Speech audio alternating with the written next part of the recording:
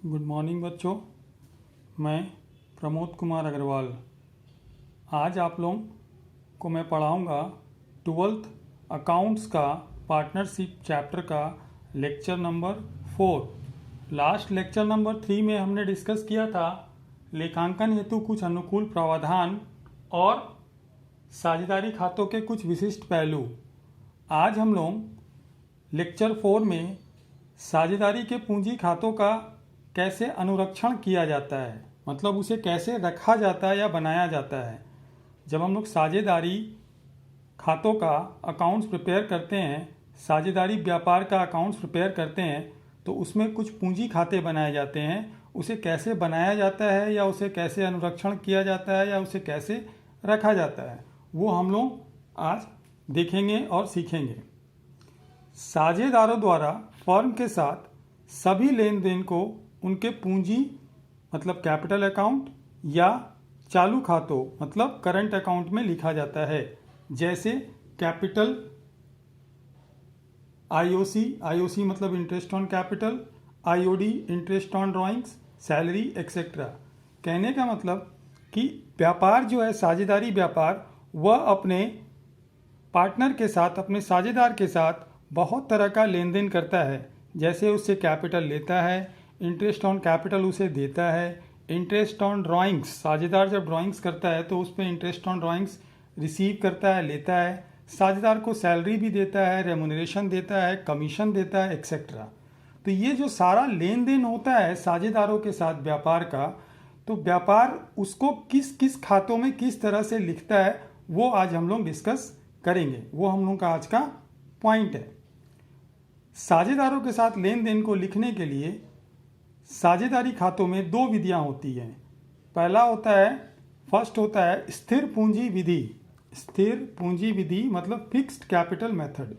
इसमें क्या है कि जो साझेदार पूंजी देते हैं व्यापार को, वह चेंज नहीं होता है, वह फिक्स्ड रहता है। इस विधि में साझेदार के दो अकाउंट्स बनाए जाते हैं।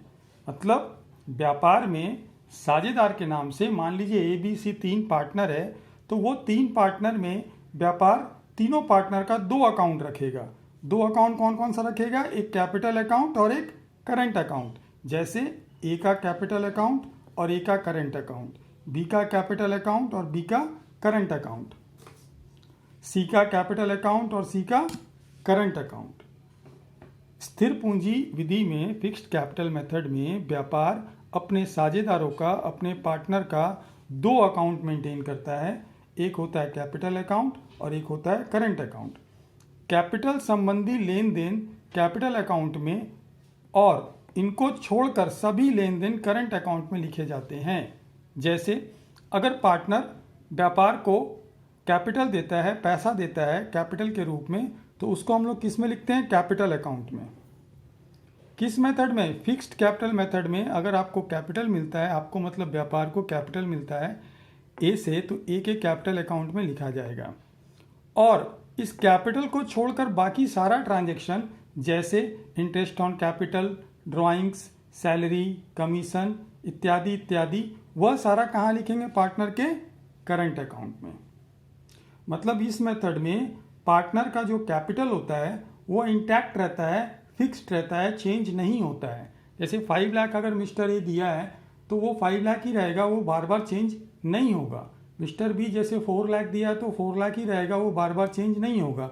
इसलिए इस विधि में, स्थिर पूंजी विधि में या फिक्स्ड कैपिटल मेथड में, कैपिटल अगर खाली मिलता है तो उसको हम लोग कैपिटल अकाउंट में लिखते हैं। ए का कैपिटल ए के, बी का कैपिटल बी के कैपिटल अकाउंट में, सी का कैपिटल सी के कैपिटल अकाउंट में।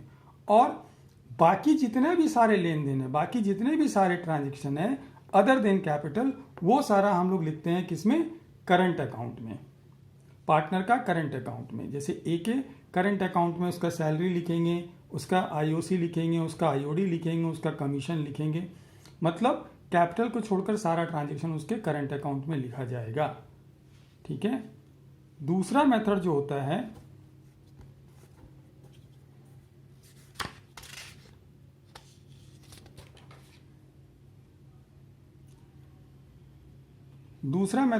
है, वह होता है अस्थिर पूंजी विधि मतलब फ्लक्चुएटिंग कैपिटल मेथड। अस्थिर पूंजी विधि फ्लक्चुएटिंग कैपिटल मेथड।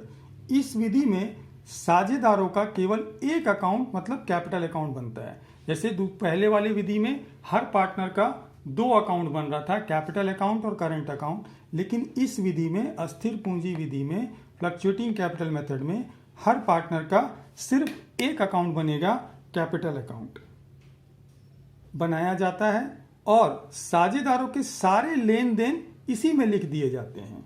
मतलब कि साझेदार से आप बहुत अलग अलग तरह का व्यवहार करते हैं, लेन देन करते हैं। जैसे बताए थे मैंने आपको कि कैपिटल लेते हैं, वो लोग हम लोग के पास से ड्राइंग करता है, हम लोग आईओसी उससे रिसीव करते हैं, आईओसी प्रोवाइड करते हैं, आईओडी रिसीव करते हैं, सैलरी प्रोवाइड करते हैं, कमीशन प्रोवाइड करते हैं। तो पिछला जो मेथड था फिक्स्ड कैपिटल मेथड, उसमें दो अकाउंट बनता था, कैपिटल अकाउंट और करंट अकाउंट।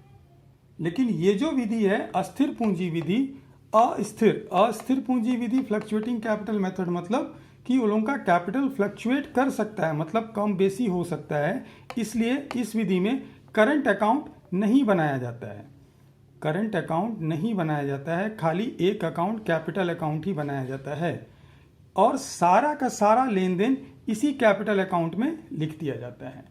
जैसे कैपिटल मिला तो इसी में लिख देंगे, इंटरेस्ट ऑन कैपिटल वो लोगों को हम लोग दे रहे हैं तो इसी में लिख देंगे, इंटरेस्ट ऑन ड्राइंग रिसीव कर रहे हैं तो इसी में लिख देंगे, कमीशन कुछ पार्टनर को हम लोग दे रहे हैं, हम लोग मतलब बिजनेस व्यापार अगर दे रहा है तो इसी में लिख देंगे। तो इससे क्या होगा कि जोड़ घटाने के बाद इसमें कैपिटल जो होगा वर्ष के अंत में चेंज हो सकता है, मतलब फ्लक्चुएट कर सकता है। जैसे 5 लाख अगर स्टार्टिंग में कैपिटल है मिस्टर ए का, तो हो सकता है वर्ष के अंत में वह कैपिटल कम होके या ज़्यादा होके 4 लाख भी हो जाए या 6 लाख भी हो जाए। इसलिए इसका नाम है फ्लक्चुएटिंग कैपिटल मेथड, मतलब आपका कैपिटल फ्लक्चुएट कर सकता है, चेंज हो सकता है। लेकिन पिछले वाली विधि में फिक्स्ड कैपिटल मेथड में क्या था कि करंट अकाउंट और कैपिटल अकाउंट हम लोग दोनों बनाते थे। इसमें जो 5 लाख अगर कैपिटल है तो वर्ष के अंत में भी 5 ही लाख रहेगा। क्यों? क्योंकि सारा ट्रांजेक्शन बाकी का हम लोग करंट अकाउंट में लिख रहे थे। और इस विधि में क्या कर रहे हैं कि सारा ट्रांजेक्शन को हम लोग कैपिटल अकाउंट में ही लिख दे रहे हैं, तो सारा जो अमाउंट है वो कैपिटल अकाउंट से ही प्लस माइनस हो जा रहा है। इसलिए कैपिटल का अमाउंट वर्ष के अंत में चेंज हो सकता है या चेंज हो जाता है। ठीक है, तो फाइनली क्या है, फिक्स्ड कैपिटल मेथड में मतलब पुराने मेथड में दो अकाउंट बनता है, कैपिटल अकाउंट और करंट अकाउंट, और फ्लक्चुएटिंग कैपिटल मेथड में एक ही अकाउंट बनता है, कैपिटल अकाउंट, और सारा लेन देन इसी एक अकाउंट में लिखा जाता है। अब इन दोनों को समझ लेने के बाद अब हम लोग इसका कुछ अंतर को समझ लेते हैं, तो हम लोग का और भी क्लियर हो जाएगा कि फिक्स्ड कैपिटल मेथड क्या है और फ्लक्चुएटिंग कैपिटल मेथड क्या है, मतलब स्थिर पूंजी विधि क्या है और अस्थिर पूंजी विधि क्या है। तो उपरोक्त दोनों विधि में अंतर क्या क्या मुख्य अंतर है। सबसे पहले खातों की संख्या। स्थिर पूंजी विधि में खातों की संख्या कितनी होती थी, 2, और अस्थिर पूंजी विधि में खातों की संख्या कितनी होगी, 1। ठीक है। लेन देन का समायोजन या लिखना। फिक्स्ड कैपिटल मेथड में सारा लेन देन को हम लोग 2 खातों में लिखते थे, कैपिटल अकाउंट में और करंट अकाउंट में। लेकिन फ्लक्चुएटिंग कैपिटल मेथड में सारा लेन देन को सिर्फ हम लोग एक अकाउंट में लिखेंगे, कैपिटल अकाउंट में। स्थिर शेष से क्या तात्पर्य है कि जैसा नाम से ही समझ में आ रहा होगा कि फिक्स्ड कैपिटल मेथड में कैपिटल अकाउंट का बैलेंस चेंज नहीं होता है, सेम होता है। करंट अकाउंट का बैलेंस चेंज होते रहता है, कम या ज़्यादा होते रहता है। लेकिन अस्थिर पूंजी में क्या होता है कि कैपिटल अकाउंट का बैलेंस जो है वो चेंज हो जाता है, चेंज होता रहता है। स्थिर शेष का से क्या तात्पर्य है कि फिक्स्ड कैपिटल मेथड में पूंजी का बैलेंस सेम रहता है, मतलब जो साल के शुरू में है वही साल के अंत में रहता है। करंट अकाउंट का बैलेंस चेंज होता है। लेकिन अस्थिर पूंजी मेथड में, अस्थिर पूंजी विधि में कैपिटल अकाउंट का बैलेंस वो जो होता है वह चेंज होते रहता है, वह एक जैसा नहीं रहता है। चौथा नंबर में है जमा शेष, डेबिट या क्रेडिट बैलेंस।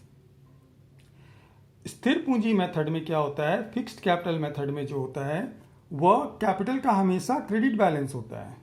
कैपिटल अकाउंट का क्रेडिट बैलेंस होता है। हम लोग दो अकाउंट बनाते हैं ना, किसमें, फिक्स्ड कैपिटल मेथड में दो अकाउंट बनाते हैं, एक कैपिटल अकाउंट, एक करंट अकाउंट। तो कैपिटल अकाउंट का हमेशा क्रेडिट शेष रहेगा, मतलब जमा शेष रहेगा, लेकिन करंट अकाउंट का डेबिट बैलेंस भी हो सकता है और क्रेडिट बैलेंस भी हो सकता है। कैपिटल अकाउंट, करंट अकाउंट का, कैपिटल अकाउंट का हमेशा क्रेडिट बैलेंस रहेगा, ठीक है।